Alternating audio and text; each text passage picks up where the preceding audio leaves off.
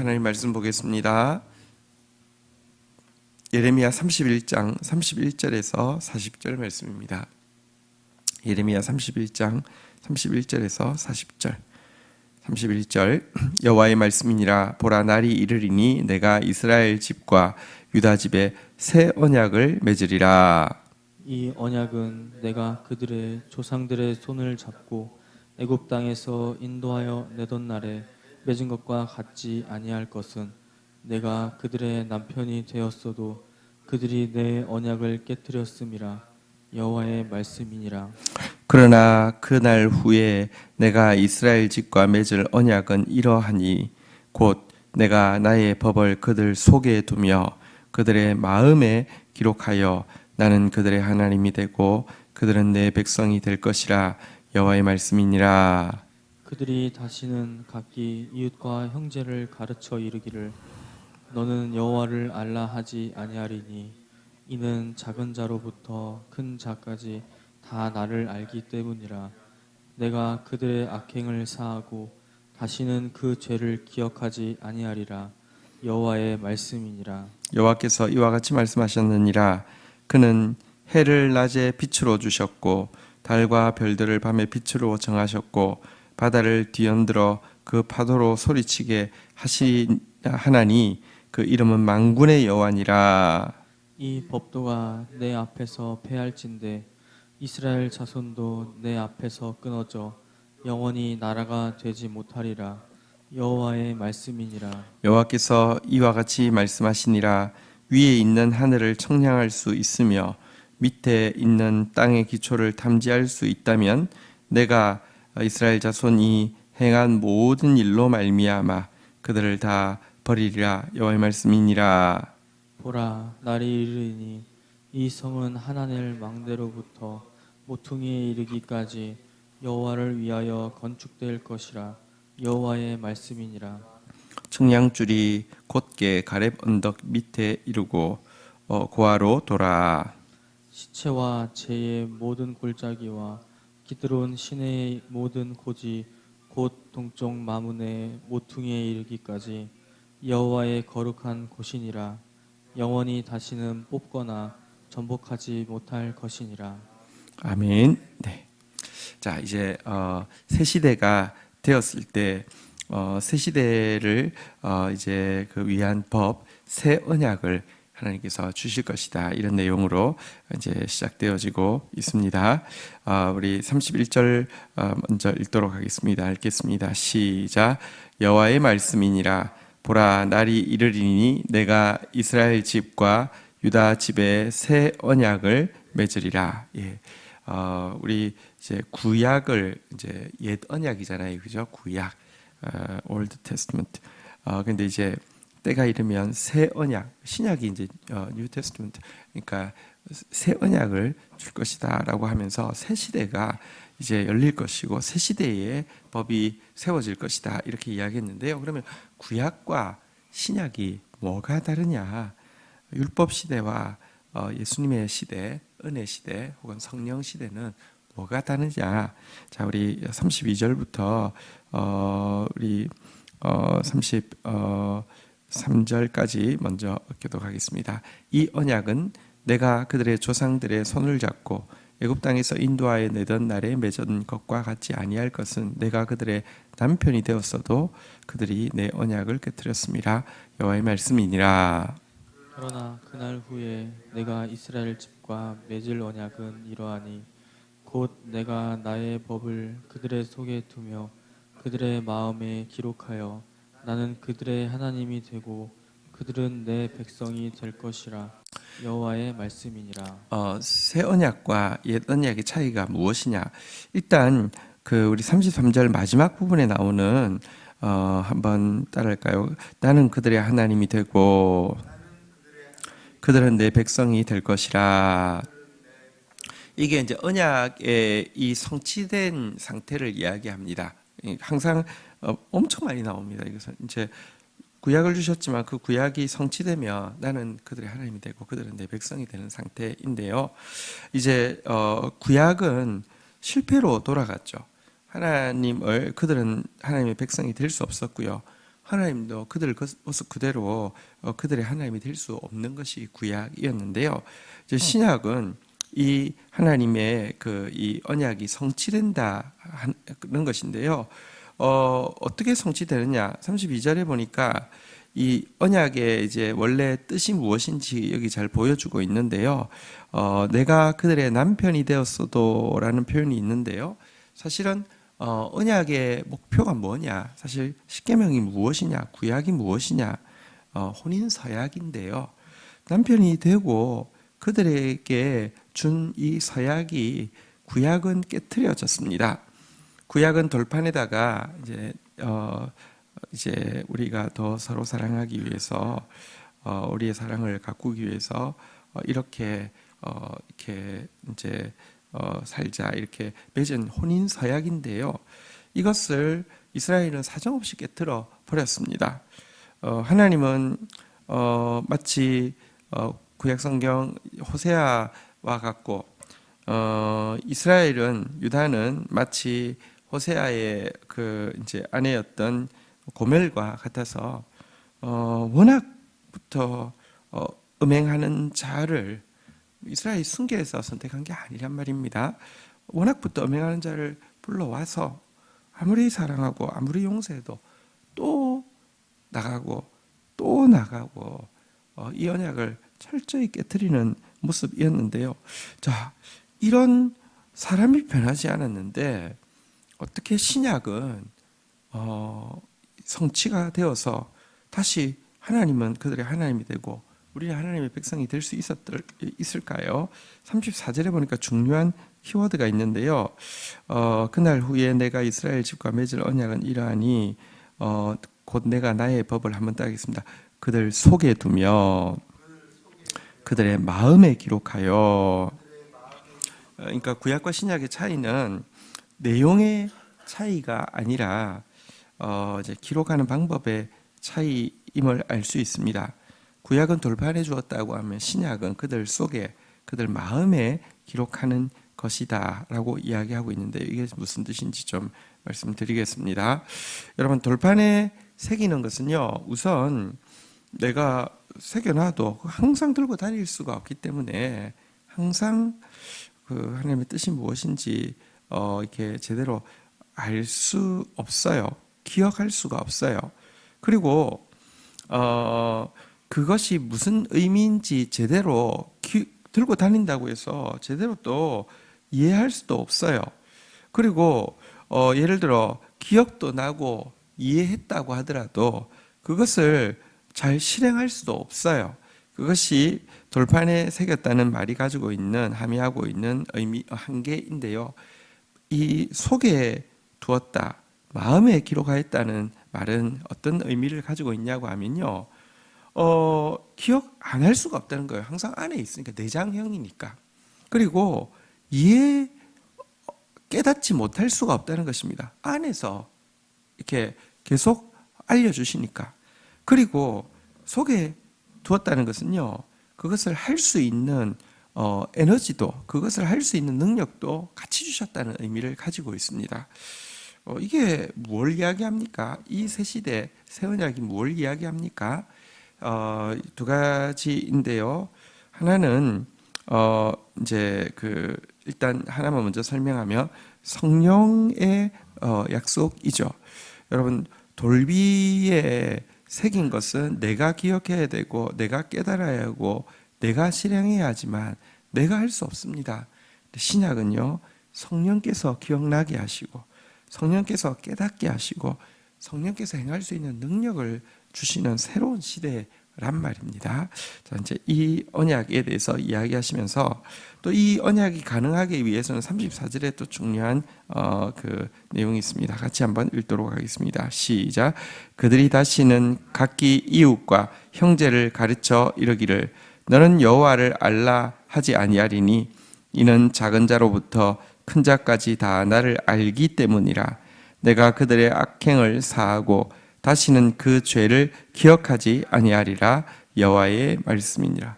아까 돌비에 새기지 않고 마음에 새겨서 이제 성령께서 기억나게 하시고 깨닫게 하시고 실행하게 하시니 사람들이 다시는 너는 여호와를 알라라고 이야기하지 않아도 되는 것은 어린 아이부터 큰 사람까지 사실 하나님이 택한 백성은 전부 다 하나님을 알 수 있는 시대가 열린다는 것입니다. 이것은 물론 성령께서 우리 안에 계시기 때문에 아무 노력 안 해도 된다 이런 뜻하고는 상관은 없습니다.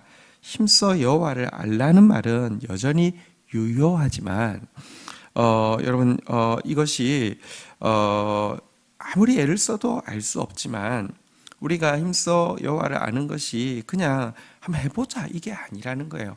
알 수 있게 되어 있기 때문에 알라고 하는 것이지. 어쨌든 어린 아이도 노인도 하나님을 정말로 아는 시대가 열릴 것이다 라고 이야기했는데요. 성령의 새 시대가 열릴 것이라고 이야기했는데 이 신약이 가능하기 위해서 한 가지 전제 조건이 또 있습니다.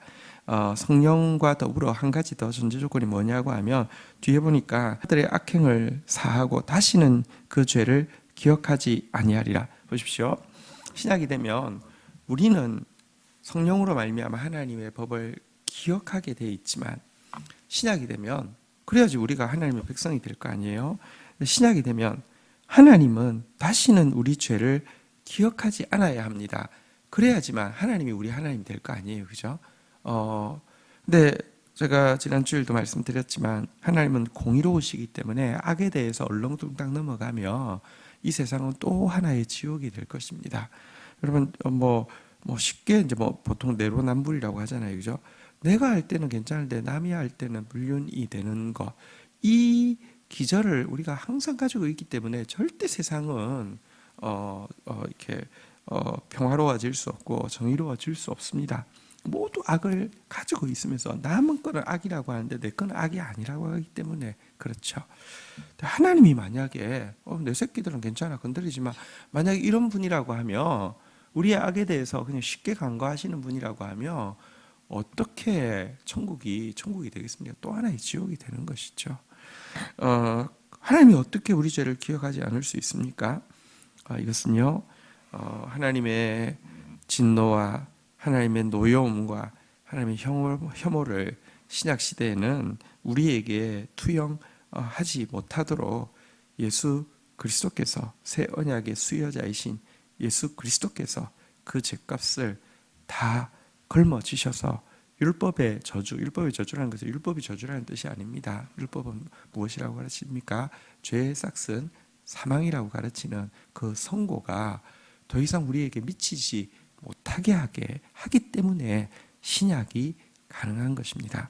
어쨌든 신약의 두 가지 전제는 예수 그리스도께서 우리가 당연히 받아야 할 죄값으로부터 진노로부터 우리를 건져주시고 그분이 대신 받으시고 그분이 보내주신 성령께서 우리 속에 들어오셔서 우리가 하여금 말씀을 기억하게 하시고 깨닫게 하시고 실행할 수 있도록 하시는 것, 이것이 새 언약의 시대고요.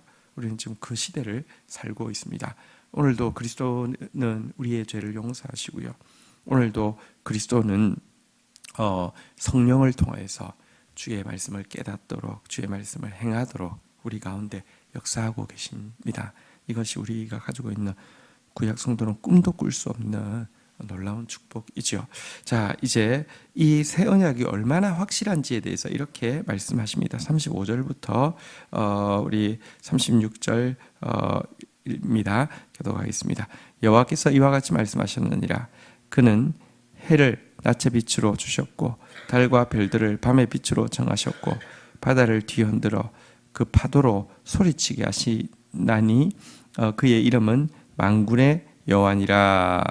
이 법도가 내 앞에서 패할진대 이스라엘 자손도 내 앞에서 끊어져 영원히 나라가 되지 못하리라. 여호와의 말씀이니라. 자, 보십시오. 이 하나님께서 해를 낮의 주관자, 달과 별을 밤의 주관자로 세우셨다 이렇게 되어 있습니다. 혹은 또 뒤에 보니까 바다를 뒤흔들어 그 파도로 소리치게 한다 이랬는데 여러분 이게 지금 성경은 구약 시대인데요. 이게 이미 보십시오. 해와 달이 이렇게 파도를 움직이게 한다는 이게 사실 과학적 원리잖아요, 그죠? 근데 이거를 그 시대에 누가 알았겠습니까? 이게 이 달하고 거리, 해하고 거리, 뭐 이게 사실은 이제 바다를 움직이는 거잖아요, 그죠? 그러니까 용어는 잘 모르겠습니다. 어쨌든 그거를 움직이는 사실은 힘이잖아요, 그죠? 그러니까 해를 낮에 주관자, 밤을 달에 주관자, 그리고 이것으로 바다를 순환시키는 이것이 멈춰진다고 하면 내 언약도 멈춰져서 나는 그들의 하나님이 되고 그들은 내 백성이 되리라. 그들이 내 앞에서 영원한 나라가 되리라. 이 언약이 파기될 것이다 라고 이야기합니다. 그러니까 근데 이게 멈춰지지 않잖아요. 아무리 시대가 바뀌어도 여러분들 해가 낮이 안 되는 일이 있었나요? 밤이 해가 또 안 지고 별이 안 뜨는 일이 있었나요? 바다가 안 움직이는 일이 있었나요? 영원히 이것이 계속되는 것처럼 또 영원히 이 언약은 새 언약은 통할 것이다 이렇게 약속합니다. 37절에는 또 달리 새 언약이 패하지 않을 것에 대해서 이렇게 이야기합니다. 37절 읽겠습니다. 시작. 여호와께서 이와 같이 말씀하시니라. 위에 있는 하늘을 청량할 수 있으며 밑에 있는 땅의 기초를 탐지할 수 있다면 내가 이스라엘 자손이 행한 모든 일로 말미암아 그들을 다 버리리라. 여호와의 말씀.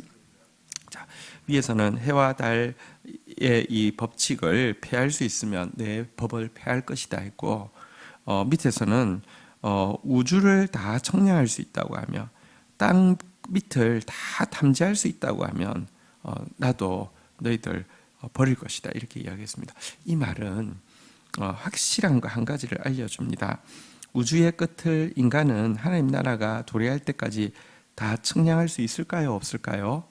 죽어도 청량할 수 없습니다. 지금 슈퍼컴퓨터가 아무리 나와도요, 우주 끝에까지 가볼 수도 없고 우주 끝까지 별이 몇 개인지 내가 셀 수 있으면 여러분 성경 안 믿어도 됩니다. 왜냐고 하면 하나님이 그렇게 약속하셨으니까요.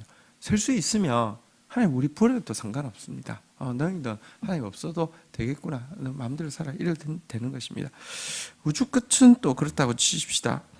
우주는 너무 머니까 너무 광년, 빛이 가는 횟수로 수백억 광년 막 이렇게 이렇잖아요. 그죠?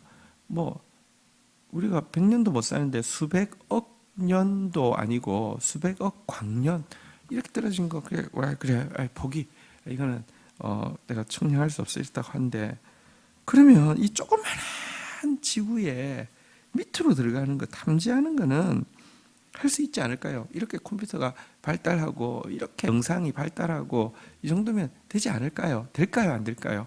여러분 사실 우주는 고사하고 바다 지금 심해도 탐험이 안 됩니다. 못 합니다. 이게요.